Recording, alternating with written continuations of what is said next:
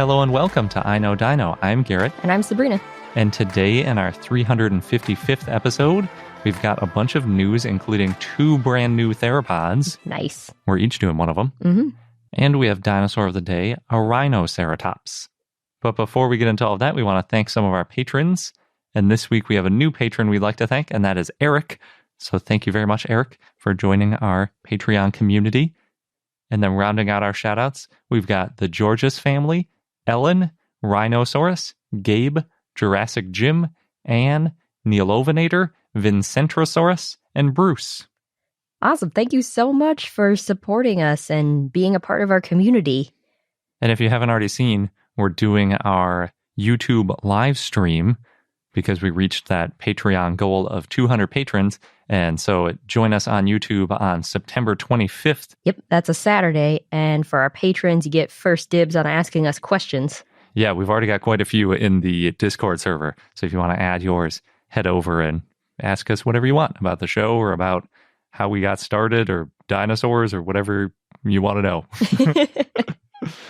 Yep. So if you want to join our growing community and make sure your question gets answered, then go to our Patreon, patreon.com/iknowdino. And now jumping into the news. Ooh, I wasn't expecting that. We've got a new dinosaur. The paper is called New Theropod Dinosaur from the Late Cretaceous of Brazil Improves Abelisaurid Diversity, and that's by Fabiano Iori and others, published in Journal of South American Earth Sciences. So yeah, we've got a new abelisaurid. Everyone loves a good abelisaurid. Yeah. Is it a little one or a big one? A medium-sized one. Okay, I'll take it. Yeah. I like the really tiny ones and the really big ones. The medium-sized ones are like... They're okay? They're all right. Yeah. Well, this one's name is Kurupi itaata. It's the first theropod from Sao Paulo state and the first formal dinosaur from the Marrilla Formation in Sao Paulo state. I thought we talked about dinosaurs from Sao Paulo before, but maybe they weren't their own unique genus. First theropod. This one's the first theropod. Oh, gotcha. Mm-hmm. So Kurupi lived in the Late Cretaceous, and it helps show more abelisauroid diversity in western Gondwana. A lot of titanosaurs have been found in the area. Maybe that's what you're thinking of, Garrett. Mm. Up to 10 species. I mean, they're the most memorable, so. And then, not many theropods and no ornithischians, at least so far. The theropods that have been found were mostly included isolated and fragmentary teeth and bones. So that's why this is the first formal dinosaur name. In the Paleoart by Julia d'Oliveira, it shows the dinosaur in a desert environment. And you can see it's got the large head, short arms, long tail, robust body. It did live in a desert environment. As I mentioned, it's medium-sized. It's about 16 and a half feet or 5 meters long. And the name, I'm just going to quote from the paper, quote, Kurupi refers to a legendary monster of the Guarani indigenous culture, god of fertility and sexuality. The choice of the name is due to the fact that the fossils were found in the region of Motel Paraiso, Paradise Motel, a place intended for intimate encounters, end quote. This is a pretty entertaining backstory for a dinosaur name, the Paradise Motel. Yes. So Kurupi is one of 7 monstrous children, and Kurupi is known for having a prehensile male appendage. We'll keep it to that. The species name, I'll also take this from the paper, quote, itaata, comes from the indigenous language Tupi and has 2 roots, eta for rock and ata for hard, in allusion to the very cemented rocks of the Marrilla Formation at the Monte Alto region, end quote. Hard rocks at the Paradise Motel. Yep. Interesting. So they first found fossils of Kurupi in 2002. They found an incomplete pelvis. And then later excavations found 3 caudal vertebrae and quote-unquote other undefined bones. And this paper describes the vertebrae, and those vertebrae was enough with the pelvis to name the dinosaur. So the pelvic girdle, which was found in 2002, was described in 2014 by Mendez and others. And it wasn't named then as a dinosaur, but they knew it was from an abelisauroid based on the fusion of pelvic elements. And they said it could possibly be an abelisaurid based on its size, but at the time, there were no unique characteristics to identify it by, so they couldn't name a particular genus or species. So what changed? The caudal vertebrae. Oh, gotcha. Yeah.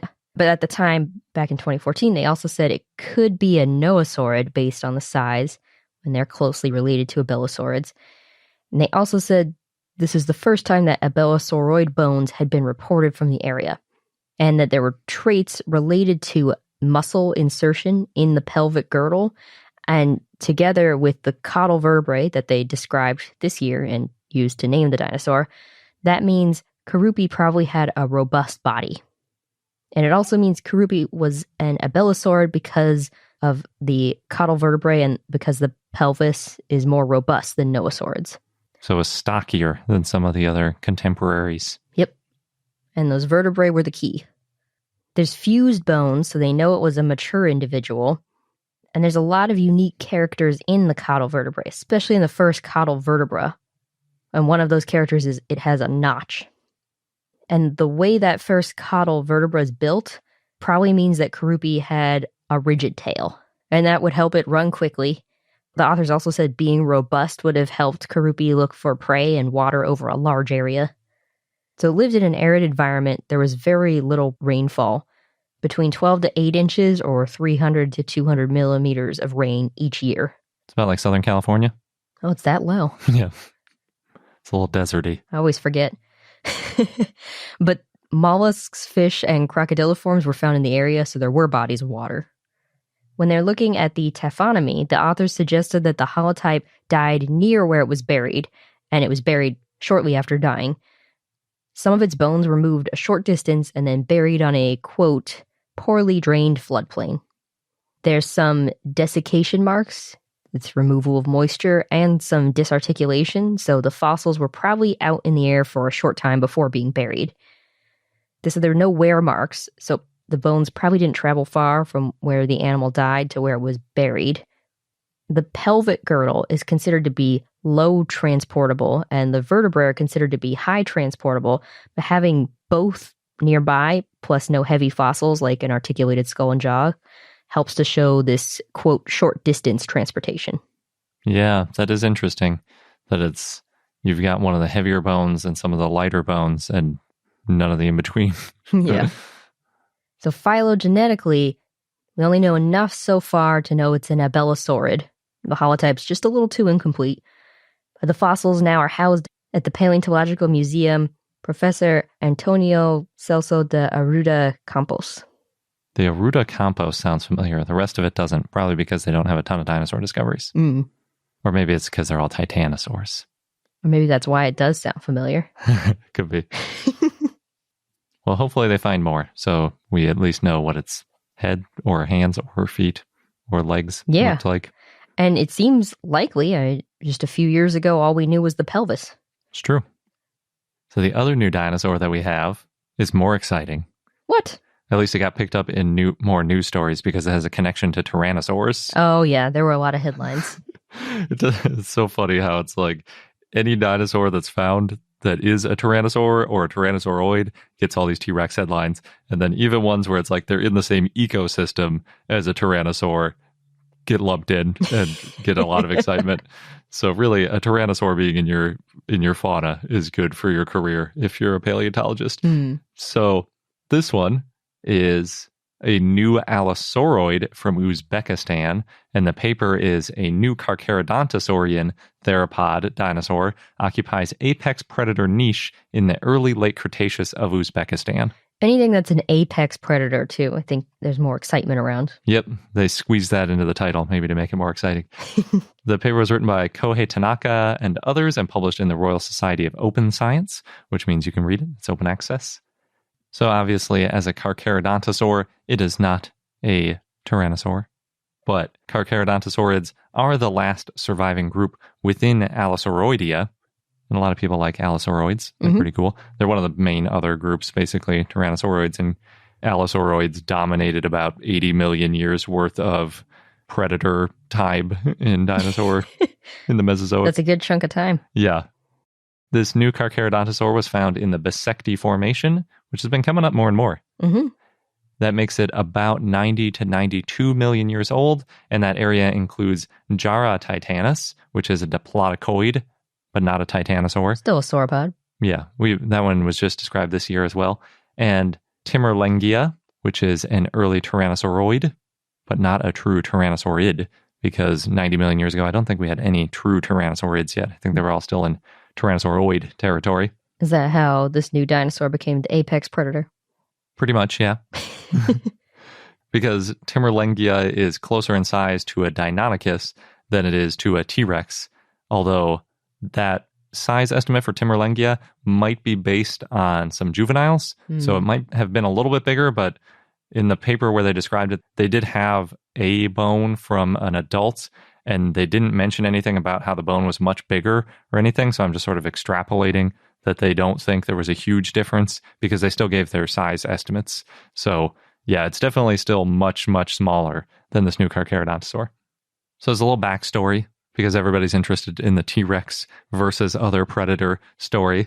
Tyrannosauroids spent tens of millions of years as smaller non-apex mesopredators in their ecosystems.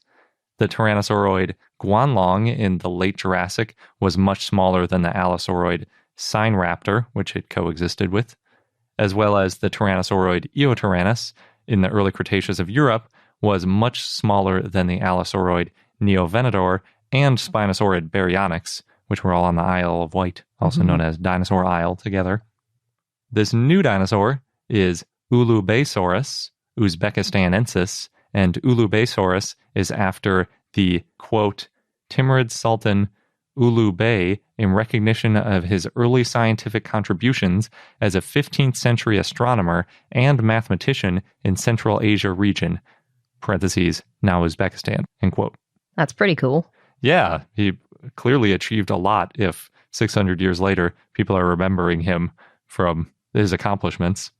And I saw on the dinosaur mailing list, someone wrote that he is also, quote, grandson of Timur, aka Timurlung, the source of the name of the sympatric Tyrannosaurus Timurlengia, end quote.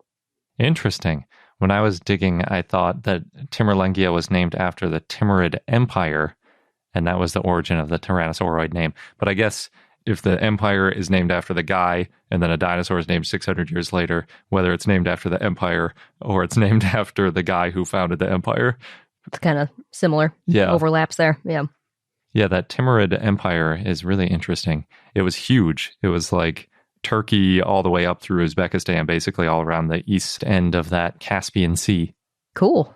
But I guess Uzbekistan must have been a major part in it if the things from Uzbekistan are getting named after it. Mm-hmm.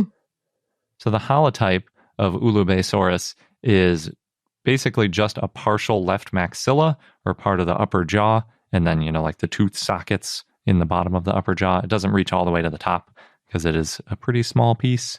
It's amazing how much you can figure out about a dinosaur based on part of a jaw.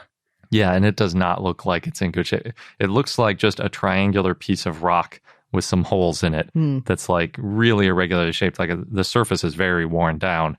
But they did manage to get a ton of details from it, including like different angles where it articulates with other bones in the skull. And there's like a ridge in it that makes it look like it's in a specific group, which is how they figured out that it's an allosauroid. And being an allosauroid, that makes it a Carcharodontosaur, basically, because that's the only group that was around at the time. But I think there were a couple features, too, that made it Carcharodontosaur specific, like the ratio of the tooth roots. So some really specific characters. Yes. They managed to get out of this nondescript looking block. Cool. But they did also refer another piece of a left maxilla and a piece of a right maxilla, which used to be referred to a dromaeosaurid. So there's 3 bones, I guess, or 3 very partial bones. Well, that helps. The more bones, the merrier. Yes. The holotype was actually found back in the 1980s. I was kind of excited when I saw this discovery because I was like, oh, that means there are people doing a bunch of digging in the area, but I'm still not sure if people are actively excavating in Uzbekistan and Tajikistan and some of those other areas around here.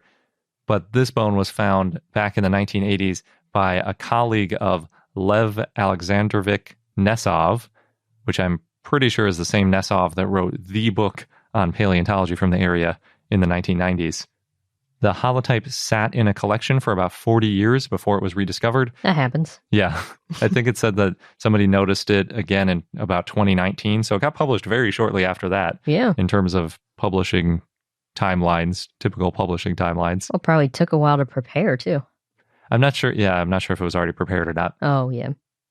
There were some teeth and other fragments from presumed Carcaradontosaurids that had been found in the area. So people were on the lookout for a more complete Carcharodontosaurid find for a while because we figured they were in the fauna. We have the teeth and other little bits, but it wasn't enough to name a dinosaur. So it was just like, we think Timurlengia wasn't the apex predator because we find these bones that look like a big Carcharodontosaur, but we're not really sure. And this sort of helped us get a more complete picture of that. So the holotype of Ulubaysaurus is 24.2 centimeters long and 13.1 centimeters tall, or about 9.5 by 5.2 inches. So not particularly big, although it's not tiny. It's like, you'd need 2 hands, I guess, to hold it, potentially. It includes 8, quote-unquote, subrectangular tooth sockets. Oh, subrectangular. Yeah, it's interesting. I think by that they mean like rounded a little bit. Mm-hmm. One socket has an unerupted tooth in it preserved as well, although there weren't any fancy pictures of CT scans, so that might come in another paper later. Mm-hmm. The sockets are relatively narrow compared with Timurlengia, which was interesting to me because I know that tyrannosaurids have those big, banana-shaped teeth. They're always described as like very wide, very almost round compared to most other dinosaurs that have more knife-like teeth, at least when they're predators. But even Timurlengia, which was 90 million years ago, so like over 20 million years before T-Rex and true tyrannosaurids, a lot of the true tyrannosaurids still already had these like much bulkier teeth. It's interesting. They're just biding their time. Yeah. And Ulubaysaurus also has a number of features in common with different allosauroids. And when comparing the maxilla specifically, they were able to come up with a ratio of that sort of maxilla size to overall body size. And they gave a pretty specific body size estimate for this less than a foot long chunk of maxilla. They said that this Ulubaysaurus was about 7.5 to 8 meters or 25 to 26 feet long. And they estimate that it weighed over a ton. So they were a little more loosey-goosey on the weight estimate, fortunately, because trying to do a weight estimate from a partial maxilla is really, really speculative. I like that they can give a rough estimate of the size. Yeah, it's nice. I mean, I always want to give a rough estimate, even if it's very rough. If it had to be like 5 to 10 meters, that's still better than nothing to give you an idea of what it looked like. But the fact that they went through the effort of trying to really nail down just how big it is nice. I think 7.5 to 8 meters or 25 feet-ish doesn't sound that big, but it is the largest known predator, also known as the apex predator in most cases, of its ecosystem. And it's bigger than Kurupi was, and that one was considered mid-sized. Yep.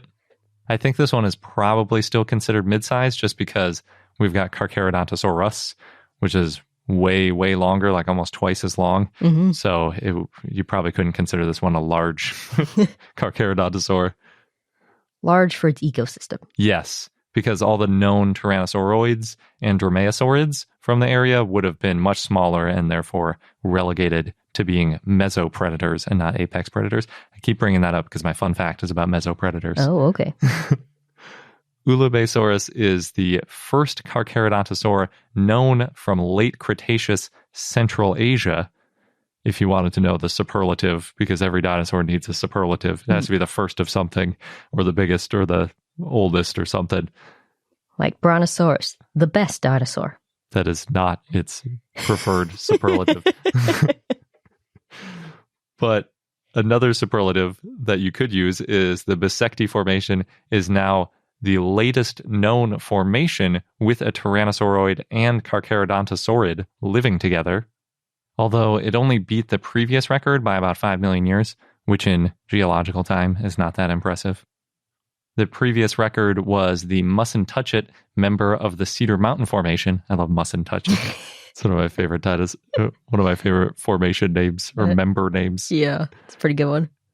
The Mustn't Touch It member includes the Tyrannosauroid morose and the Carcharodontosaurid ceats. And just for the record, the Carcaradontosaur was way bigger than the tyrannosauroid there as well. It wasn't their time to shine yet. It was not, no. Allosauroids dominated a lot of ecosystems in the late Jurassic and early Cretaceous. Ulubaysaurus and Timurlengia is actually the 5th known set, including an allosauroid, a much larger allosauroid, and a smaller tyrannosauroid. So I already mentioned 4. Other than Ulubaysaurus and Timurlengia, there's Sinraptor and Guanlong. There's Neovenador and Eotyrannus, and Ceots with Morose. But the last one actually has 2 allosauroids and 2 tyrannosauroids. It's Allosaurus and Saurophaganax with Tanicolagrius and Stoxosaurus. I feel like you can make a fun story about, like, best of friends. The large allosauroid with the small tyrannosauroid. But they wouldn't have been friends. Oh, that's true. The best of enemies. Yeah. The rivalry that lasted tens of millions of years all over the world. Mm-hmm. Yeah. So tyrannosaurids basically stayed small until allosauroids disappeared. And this is one more piece. So we now have 5 or 6, if you want to include both from the Morrison Formation, that all match that pattern. And we still don't know why that happened, but it might be that allosauroids were dominating and it took an environmental change or a change with their food in order to upset that balance and bring the tyrannosauroids up. Mm-hmm. But allosauroids basically disappeared when tyrannosauroids took over. So they ultimately won. Yeah, but they had a short reign because they were only around about 20 million years on top before the end Cretaceous extinction. Oh, yeah. Then I guess it's kind of a toss-up if you're looking at it by length of time. Or last man standing, last dino standing. Unfortunately, we can't tell the closest relatives of Ulubaysaurus because, again, we have a very partial maxilla and a couple other fragments to work from. Hashtag need more fossils. Yeah. They did try to do a phylogeny. I don't even think it's worth mentioning what the results were because it's just like a big mess. But if we do find more fossils, we might be able to learn if they came from Europe or East Asia, since those are the most likely places for it to come from. I guess maybe it could come from Africa or South America if it went on quite a crazy journey. We've seen stranger things. A lot of dinosaurs went on lengthy journeys. Yep. Next in the news, there were 3 types of dinosaur footprints recently found in Rajasthan, India. They're found in the Thar Desert. And these footprints, they're about 200 million years old. They found 2 Eubrontes species and 1 Growlitor species. And these are all theropod species. They got 3 toes. I guess they were all existing Eubronte species. Yeah, there's Eubrontes giganteus and Eubrontes glenrosensis. I can guess where Glenrosensis was found. Yeah. The Glen Rose quarry. Yeah, that's a good point. And then the Growlitor is Growlitor tenuis. I don't know that one. Eubrontes gets all the press. Yeah, that one does sound more familiar to me. So both Eubrontes tracks they're about 14 inches or 35 centimeter footprints. And the Growlitor footprint's about 2 inches or 5.5 centimeters. And that one had very narrow toes and long claws. Oh, those are totally different animals then. Or maybe a very young animal. It's really hard to tell from just footprints.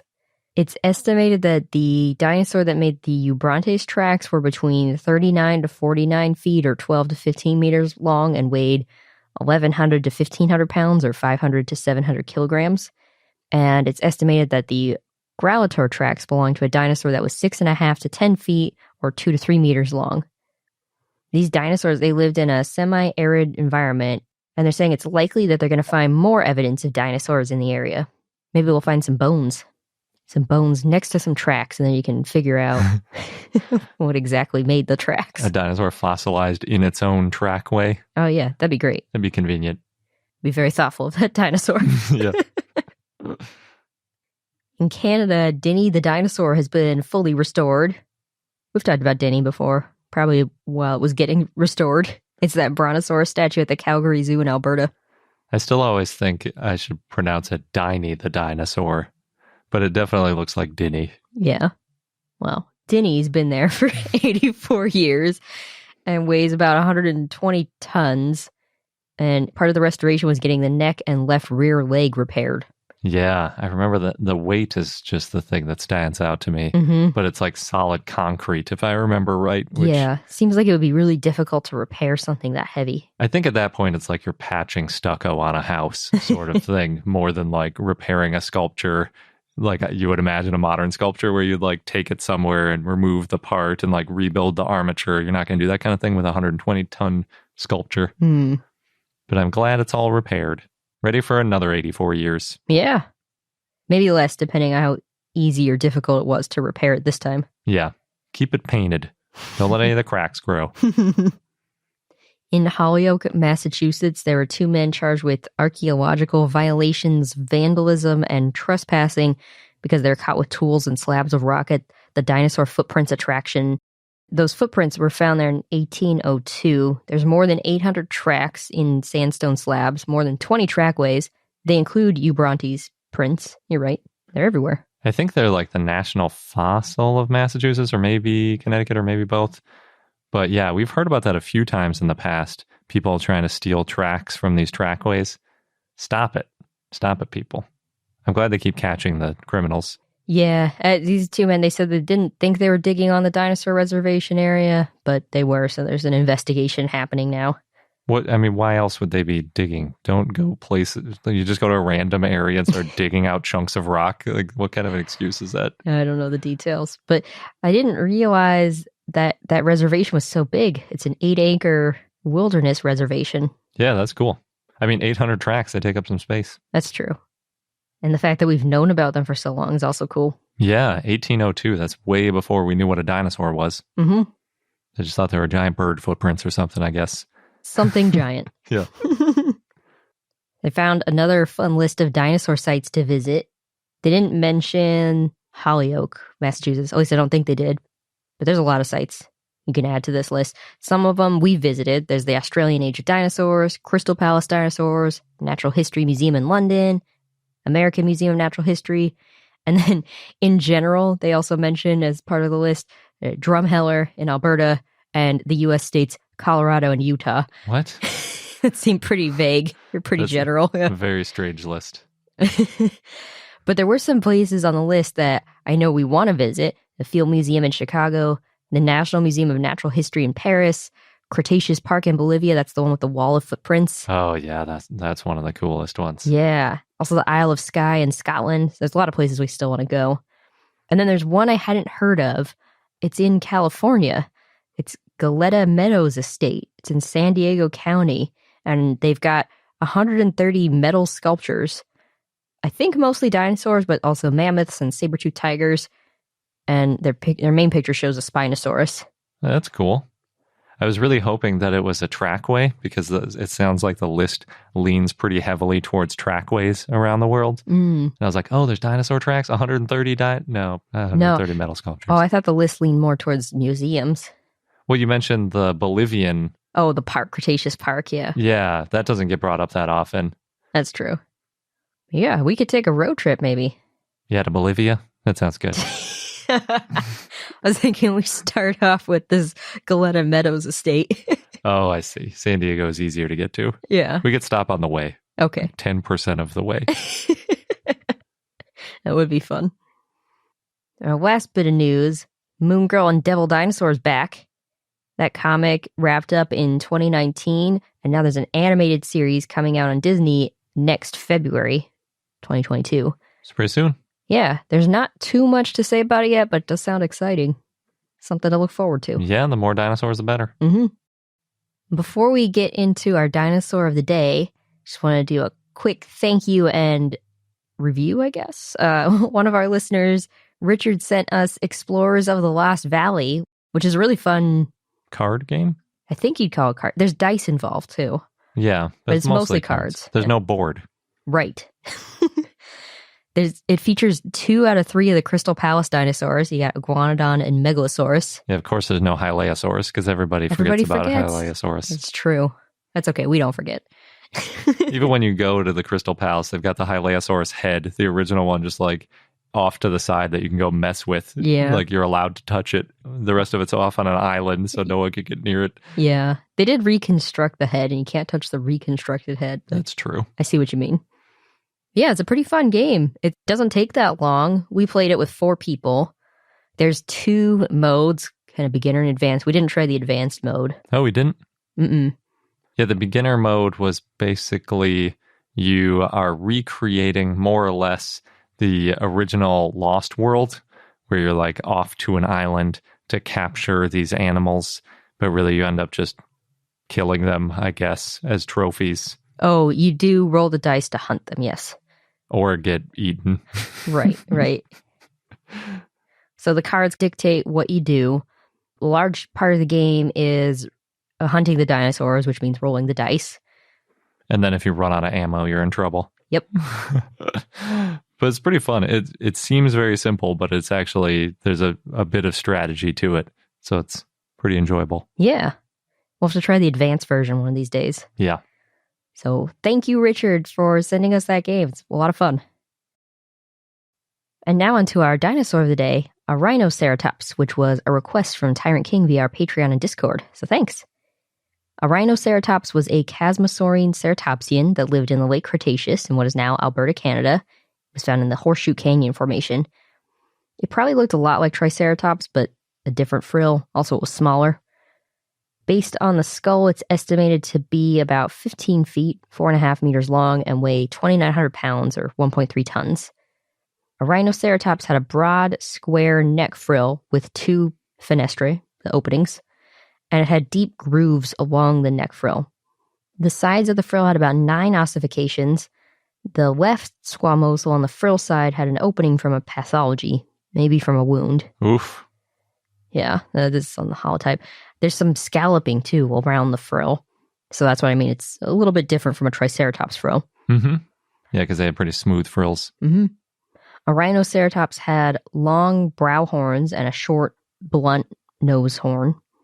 Similar to Triceratops. Yeah. The horns, though, they turn outward a little bit.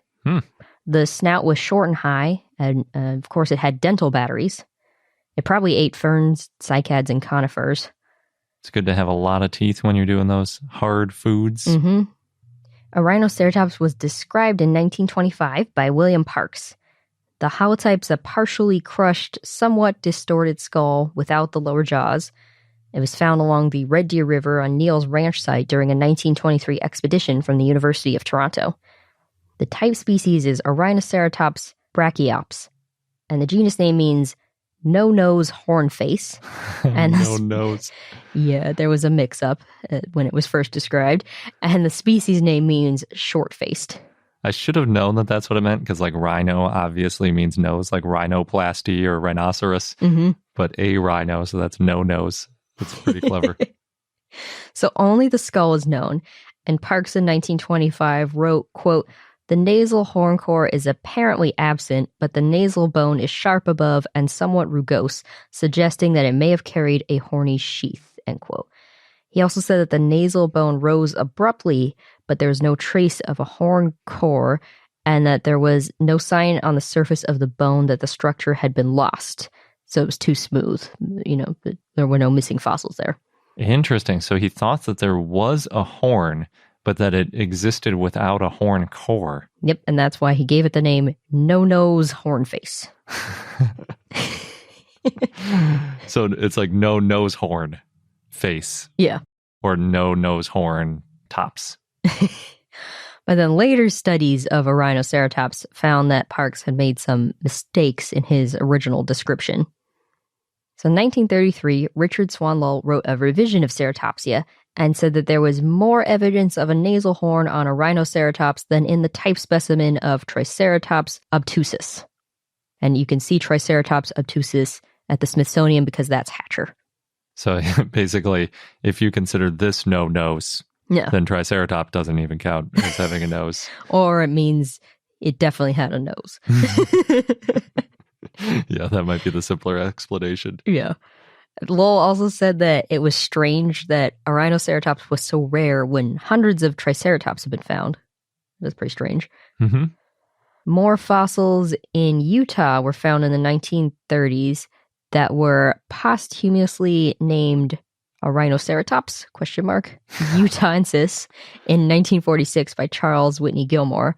So they picked a new species name for it. Yeah, Gilmore wasn't sure if it was a Rhinoceratops because at the time there were fossils from up to 11 individuals of an undescribed ceratopsian, and they were all fragmentary, so it was really hard to tell what they should be assigned to.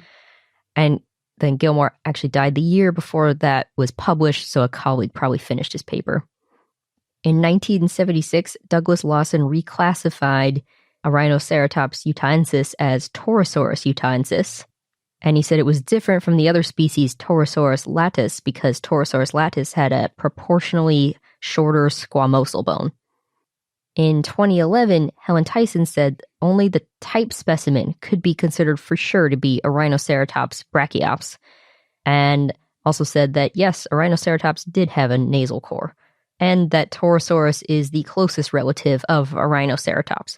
So I didn't realize until I was doing this research that a Rhinoceratops kind of mixed up in the Torosaurus Triceratops debate a little bit. It is, yeah, because if it's the closest relative, it could get lumped in along with Torosaurus, and you could have an uber Triceratops genus.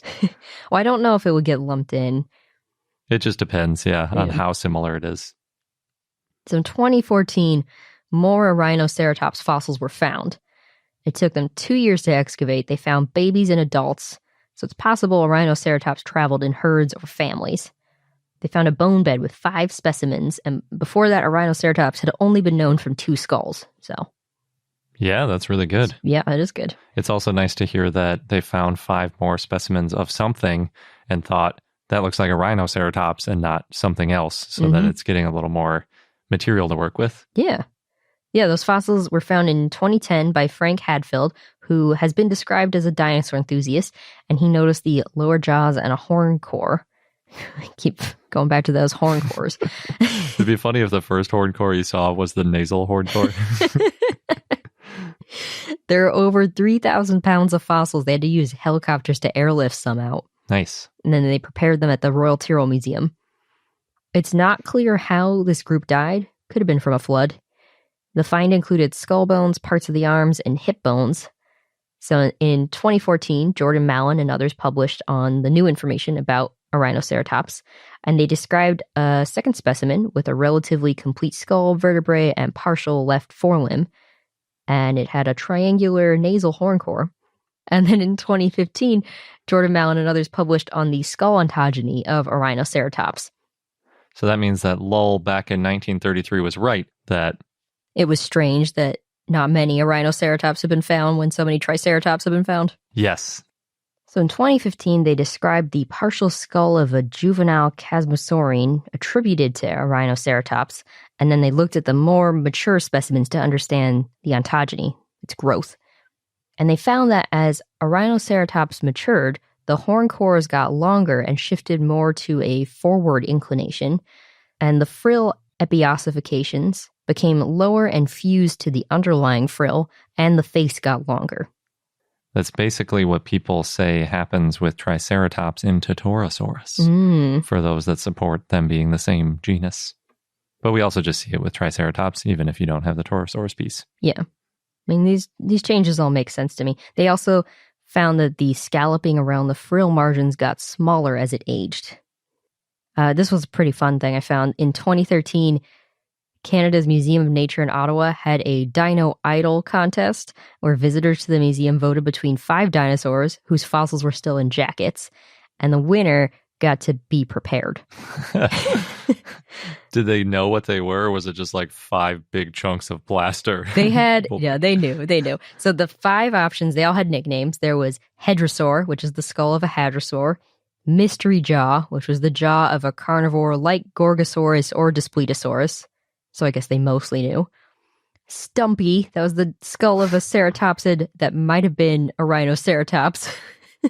Regal Ed, which was a partial skeleton of an Edmontosaurus whose head had already been prepared, so they definitely knew that one. And Canadian Club, which was the back half of an ankylosaur. Oh, I know which one I would vote for. Well, you would have helped it win. Ooh. Because Canadian Club won. And that ankylosaur had been wrapped up for 100 years.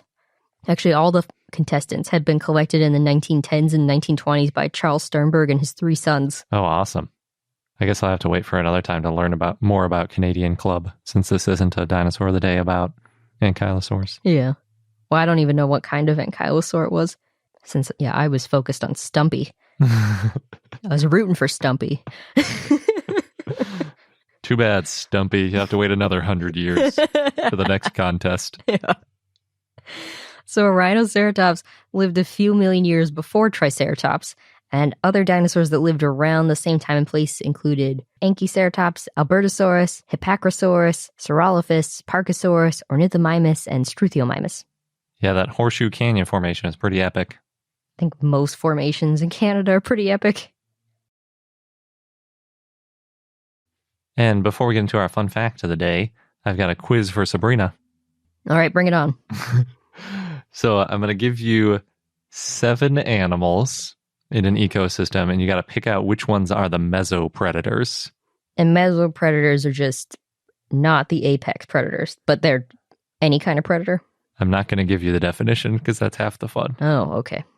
So there's a cat, a coyote, a dragonfly, a lizard, a rat, a spider, and a wolf. I did those in alphabetical order. You can look at the list too if you want. Oh, okay. And there are multiple mesopredators, presumably. Maybe. Somewhere between 0 and 7. Do I know what kind of cat? Like a house cat. Okay. Feral cat. Okay. I think the apex predator would be the coyote, which makes me think the rest of them are mesopredators. You're so close.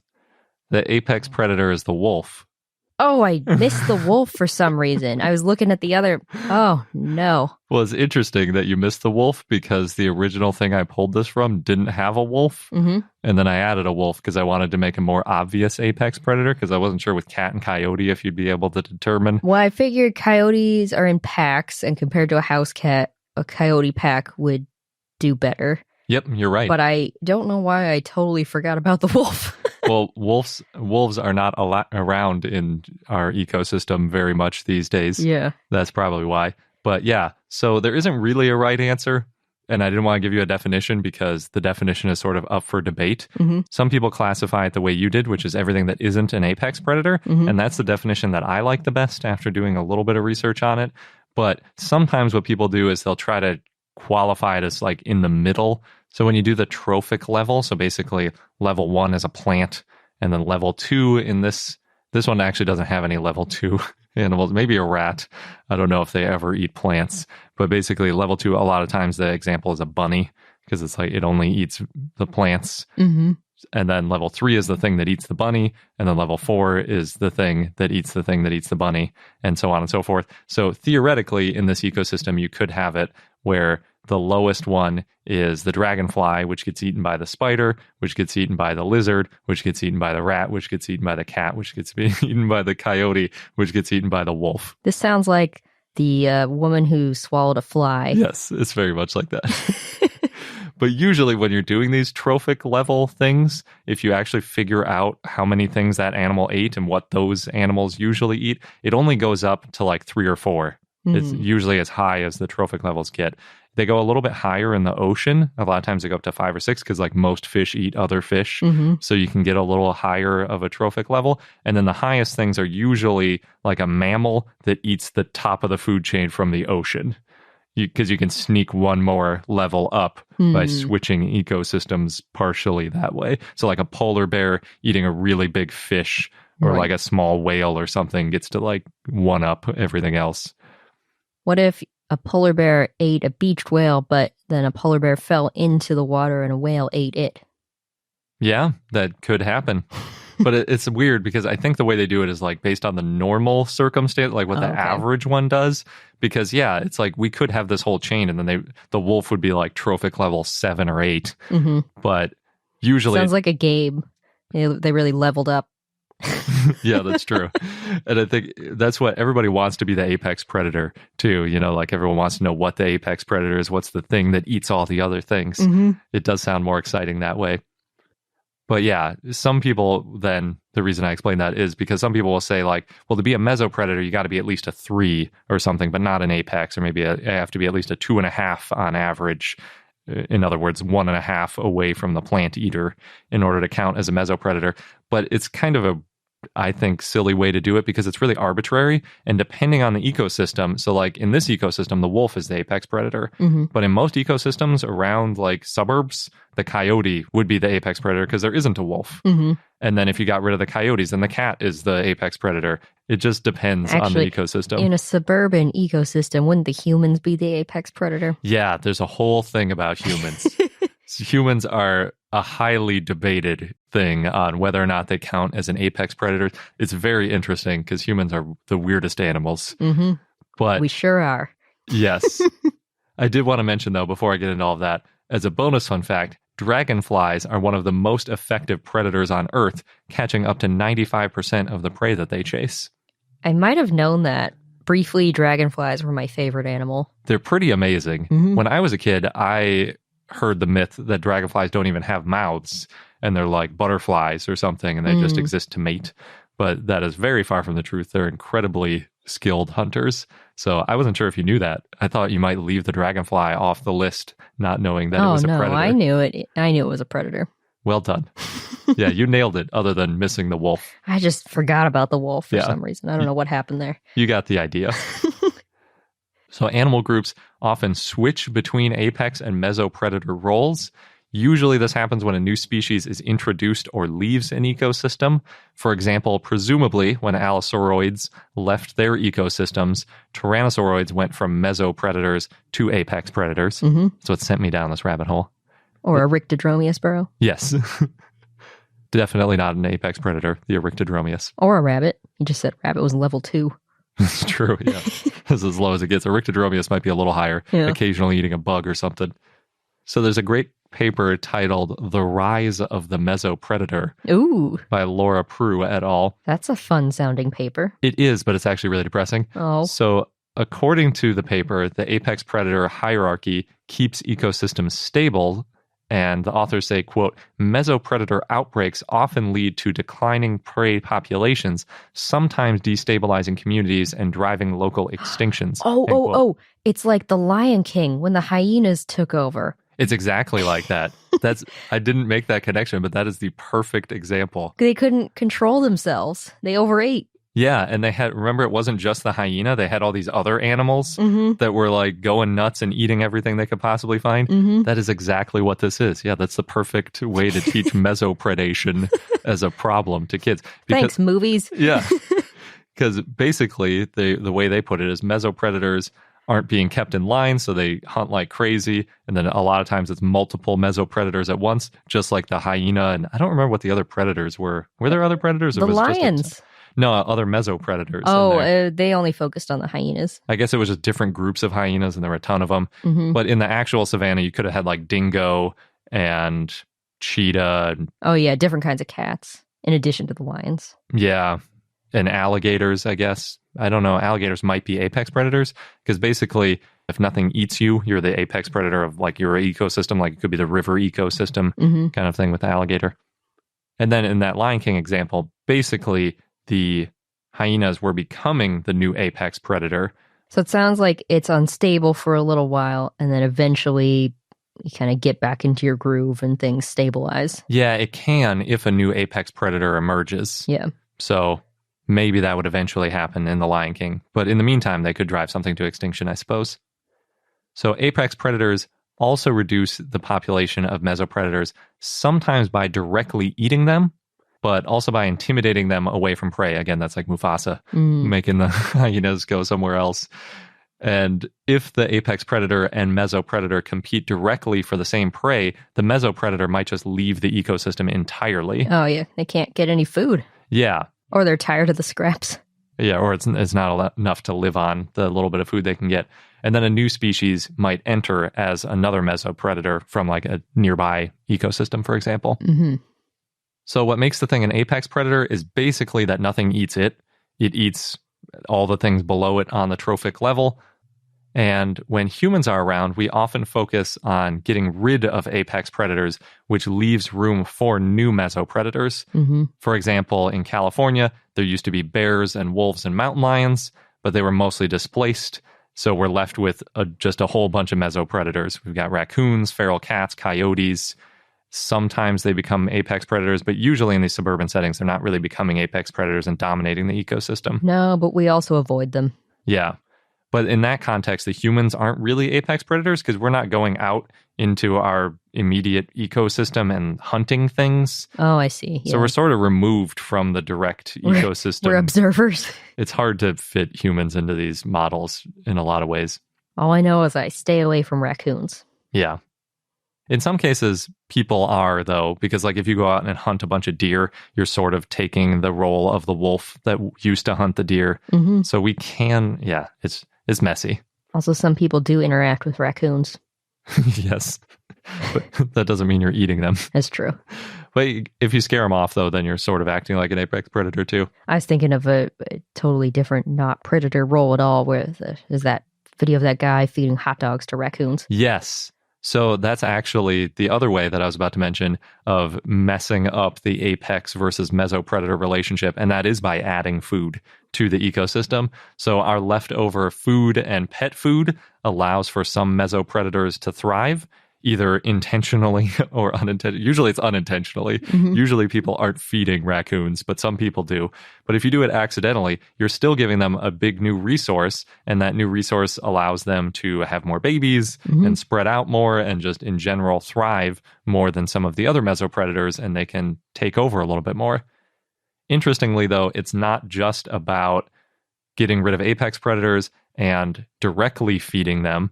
Another thing that can do it is growing crops, because if you grow a bunch of crops, it increases the amount of crop pests, and that can feed the mesopredators that feed on those pests. So really anything that changes the ecosystem and that balance of food and predation can mess with what the apex predator is and what the mesopredator is and how successful the different groups are. So the conclusion of that Prue et al. Paper is that in the last 200 years, North American humans have reduced all apex predator ranges, but increased about 60% of mesopredator ranges. Interesting. So humans don't like having apex predators around them because depending on who you ask, we're not an apex predator. We might get eaten by them. Or if not eaten, injured. Yeah, or they sometimes eat livestock. There's like a lot of reasons why humans are afraid of apex predators and want to get rid of them. Mm-hmm. And then when you get rid of the apex predator, what happens is the mesopredators rise, and then thus the title of the paper. However, fortunately, recently there's been some reintroduction of wolves and some of the other apex predators back into the ecosystem, and it's helping to balance things out a little bit better. Mm-hmm. So both of those mechanisms, meaning the getting rid of the apex predator or changing the food supply for the mesopredator, are potential mechanisms for the allosauroid to tyrannosauroid apex predator switch, which happened in the late Cretaceous. For example, if the allosaurids were killed off due to disease, loss of a food source, changing environment, or really any other factor, it would have left that room available for a mesopredator to step up, in this case, tyrannosauroids. Yeah. Oh no, and then ultimately they didn't last as long, just like the hyenas in Lion King. Yeah. Although it was less their fault. Yeah. The tyrannosauroids, that is. Yeah, that's true. And since there weren't any big herbivores that survived the mass extinction, it's not like the allosauroids would have made it if it wasn't for those tyrannosauroids wiping them out first, or whatever wiped them out first.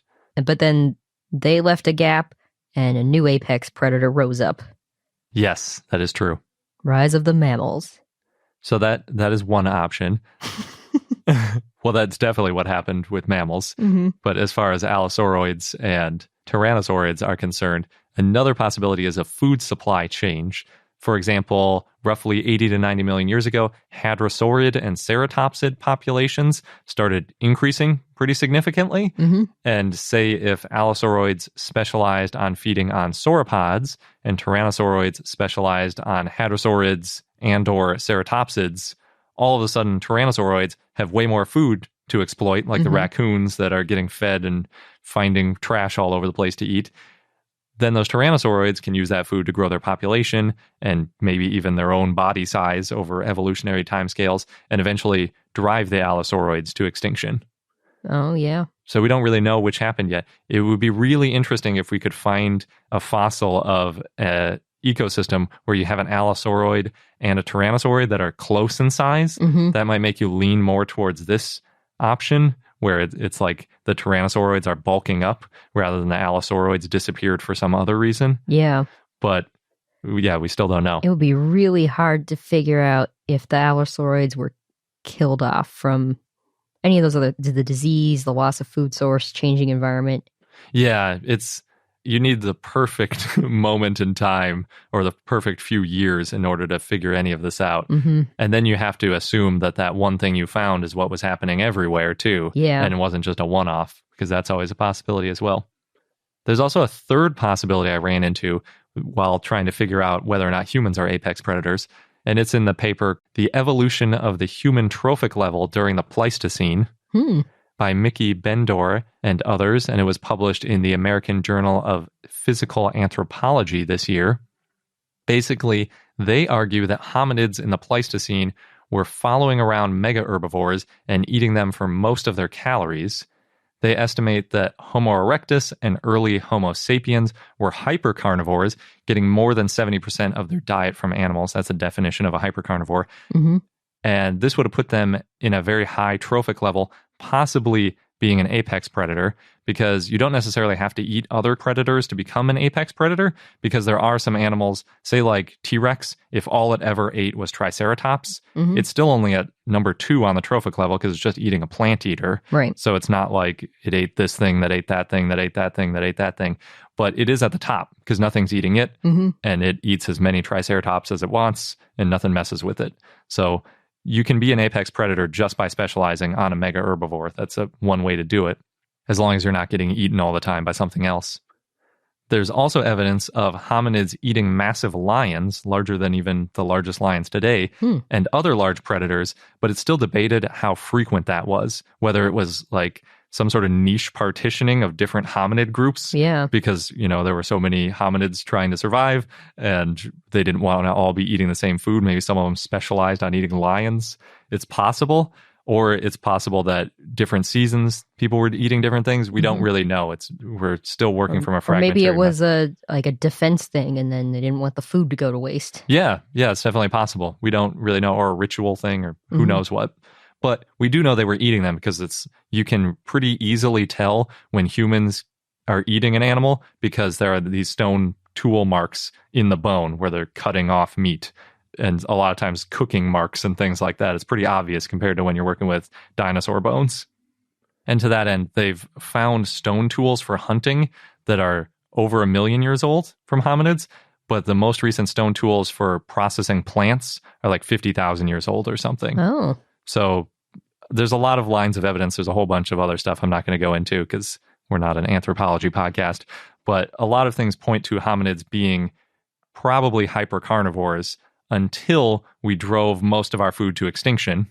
So we were almost like those mesopredators. Yeah. It's like 60 million years delayed. Like the mammals, the rise of the mammals as like the new apex predator, and then eventually driving stuff to extinction and then mix them up. But the current leading hypothesis is that after running out of easy meat, we started eating more plants, and eventually that led to agriculture. And then that's when we really stepped it up. In terms of humans taking over the world. Yes, that is true. But I would argue that this does in fact mean that hominids are basically apex predators, but it's inconvenient. So we don't do it anymore. We're past it. Yeah, we've moved beyond the trophic level diagram to a higher plane of existence. We leveled up all the way. We're beyond that trophic level stuff. I am biased being a hominid. Well, as are we all. So wrapping this up with some dinosaurs, allosauroids, unfortunately, couldn't switch to agriculture if they ate all their prey, which means that this third really unlikely possibility that I came up with after reading about this anthropology is that allosauroids may have eaten all of their prey and driven themselves to starvation and then gone extinct, leaving room for the tyrannosaurs. But it's definitely the least likely. Almost always when predators eat too much prey, the predator population suffers because they start starving, and then the prey populations recover, and then it sort of repeats ad nauseum. But we know that doesn't always happen because humans, for one, drove our prey to extinction by being too successful. Yeah. And on that kind of sad note, that wraps up this episode of I Know Dino. Thanks for listening. Visit our website, iknowdino.com. We've got a new dinosaur quiz. You can test how true of a dino nerd you are. Questions are all about Bone Wars dinosaurs. And thanks for listening. Until next time. Good day.